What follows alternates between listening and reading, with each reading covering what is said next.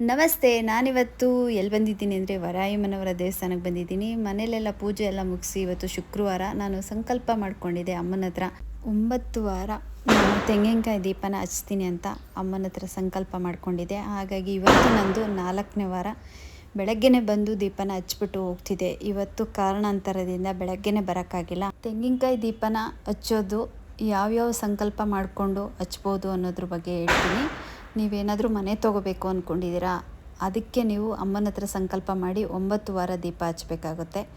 ಹಾಗೆ ನೀವೇನಾದರೂ ನಿಮ್ಮ ಕೆಲಸ ಕಾರ್ಯಗಳೇನೋ ಆಗ್ತಿಲ್ಲ ಅನ್ನೋದಕ್ಕೂ ಕೂಡ ನೀವು ದೀಪನ ಹಚ್ಬೋದು. ನಿಮ್ಮ ಆರೋಗ್ಯ ಸಮಸ್ಯೆ ಏನಾದರೂ ಪ್ರಾಬ್ಲಮ್ ಆಗಿದೆ ಅಂದರೆ ಅದಕ್ಕೂ ಹಚ್ಬೋದು. ಇನ್ನೂ ಮದುವೆ ಆಗಿಲ್ಲ ಅನ್ನೋರು ಕೂಡ ನೀವು ಹಚ್ಬೋದು. ಮಕ್ಕಳಾಗಿಲ್ಲ ನಮಗಿನ್ನೂ ಅನ್ನೋರು ನೀವು ವರಾಯಮ್ಮನವ್ರ ಹತ್ರ ಬಂದು ನೀವು ಸಂಕಲ್ಪ ಮಾಡಿಕೊಂಡು 9 ವಾರ ನೀವು ಬಂದು ಇಲ್ಲಿ ದೀಪನ ಹಚ್ಚಿ ಖಂಡಿತ ಎಲ್ಲ ಒಳ್ಳೆಯದಾಗುತ್ತೆ. ಬಂದಿದ್ದ ತಕ್ಷಣ ಎಲ್ಲ ಆಗಬೇಕು ಅಂತೇನಿಲ್ಲ, ಸ್ವಲ್ಪ ನಿಧಾನ ಆಗ್ಬೋದು. ನಾವು ತಾಯಿ ಹತ್ರ ಬಂದು ಸಂಕಲ್ಪ ಮಾಡಿ ನಾವು ದೀಪನ ಹಚ್ಚಿದರೆ ಖಂಡಿತ ನಾವೇನು ಅಂದ್ಕೊಂಡಿರ್ತೀವಿ ಅದು ಹಾಗೆ ಆಗುತ್ತೆ. ಆಗೋವರೆಗೂ ತಾಳ್ಮೆಯಿಂದ ಇರಬೇಕು. ಪ್ರತಿ ಮಂಗಳವಾರ ಅಂತೂ ಇಲ್ಲಿ ವಿಶೇಷವಾಗಿ ಪೂಜೆ ಮಾಡ್ತಾರೆ.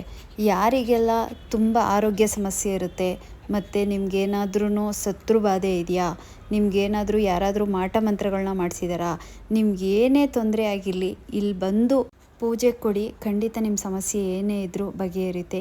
ತುಂಬ ದುಡ್ಡು ಖರ್ಚು ಮಾಡಿ ಎಲ್ಲೆಲ್ಲೋ ಹೋಗಿ ಪೂಜೆ ಮಾಡಿಸ್ತೀರಾ, ಇಲ್ಲಿ ನೀವು ಅಷ್ಟು ದುಡ್ಡು ಖರ್ಚು ಮಾಡಬೇಡಿ.